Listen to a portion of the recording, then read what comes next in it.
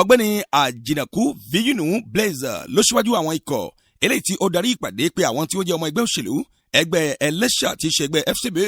láti bá wọn jíròrò lórí ìgbáradì fún ètò ìpolongo ìbò eléyìí tí ń bọ̀ lójú ọ̀nà àti bí wọ́n ṣe lè jáde kí wọ́n rọ àwọn ènìyàn wọn láti dìbò fún ẹgbẹ́ òṣèlú wọn kí wọ́n lè bá dé ipò ààrẹ lórílẹ̀‐èdè Benin tí a wà yìí. Lásìkò tí ó sọ̀rọ̀ arábìnrin Fọláhàn Latifatu Jaiye ó ṣe àlàyé fún àwọn tí wọ́n jẹ́ obìnrin tí ó jẹ́ akẹgbẹ́ rẹ̀ tó wà níkàlẹ̀ ní ilé àwọn olùkọ́ tí wọ́n pè ní Salida Sayan tí ó wà nílùú Kétu ní ìpàdé ọ̀hún ti gbéra sọ lọ́jọ́ 25 oṣù ìkẹta ọdún 2016. Ó ṣe àlàyé lórí bí ètò ọ̀hún ṣe wáyé tó jẹ́ pé ẹgbẹ́ òṣèlú àwọn kò jáwé olúborí nínú ètò yíyan àwọn ọmọ ilé-ìgbìmọ̀ aṣòfin orílẹ̀-èdè wa Benin pẹ̀lú àwọn alága ìjọba ìbílẹ̀ tí ó wáyé. Ó wá sọ dímọ̀ pé táwọn bá lè rìn ní oṣù Ṣọwọ̀ ìrètí ń bẹ fún ẹgbẹ́ òṣèlú ọ̀hún lẹ́yìn wá ọ̀la. Níparí ìpàdé aláǹfààní àti súnmọ́ arábìnrin ọ̀hún ẹgbẹ́ gbólóhùn tí ó sọ lẹ́nu ọ̀pá gbohùngbohùn iléeṣẹ́ Solo TV. àti ti gbọ́rọ̀ ó ní ọ̀hún ìrànlọ́wọ́ ní ó béèrè fún pẹ̀sẹ̀ lè dà bá a ṣe rí owó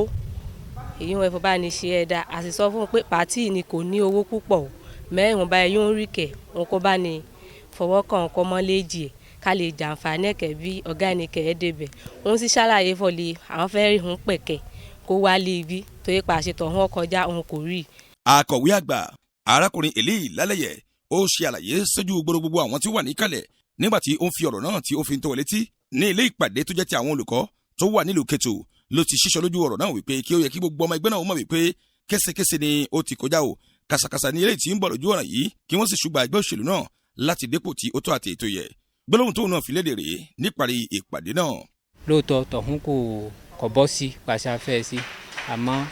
tẹ̀sẹ̀ yìí fún pírẹ́sidẹ̀nsìẹ̀lì àgbọ́dọ̀ ṣe líṣe sọ̀lì kọ́ bọ́ sí kí pírẹ́sidẹ̀n ìhun pẹ̀ kó lè wọlé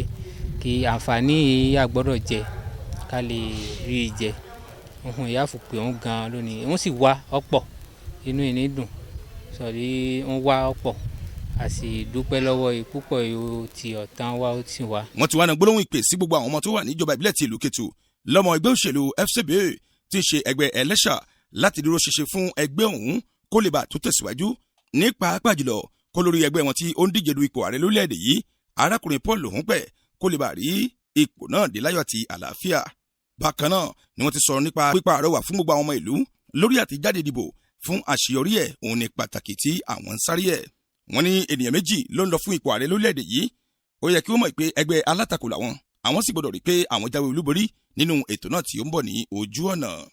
Arákùnrin àjìnàkú Viyinu Blazer Adolphe ó tún wá ṣe àlàyé síwájú sí i láti pàrọwà fún gbogbo àwọn tí wọ́n jọmọ ẹgbẹ́ náà kí wọ́n lè bá mọ̀ pé ntí ó kọjá ti kọjá